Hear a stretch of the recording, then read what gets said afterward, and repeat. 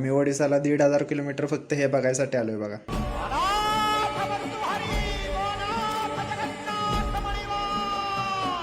तर हाय काय, सकाळी उठलो, आवरलं आणि आपल्याला जायचं होतं श्री जगन्नाथांच्या दर्शनाला. आणि आपल्या रूमपासून एक अर्धाच किलोमीटर होतं मंदिर, म्हणून म्हटलं चालतच जाऊया.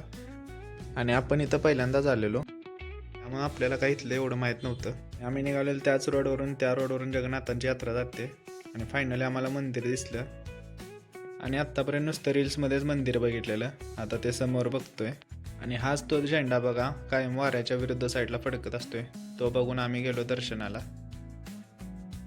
2 hours later. आणि दर्शन करून बाहेर आलो. आणि भावानं खरंच आयुष्यात एकदा तरी इथं जगन्नाथपुरीला या. मी इथं जे फील केलं ते तुम्हाला व्हिडिओत सांगू शकत नाही. खरंच एकदा तरी येऊन बघा. तर आम्ही जगन्नाथांचं दर्शन करून, आत्ता जर यात्रा झाली, या 3 रथांचं दर्शन करून म्हणलं आता खाऊया काहीतरी. आणि तिकडं मग फिरत होतो मार्केटमध्ये.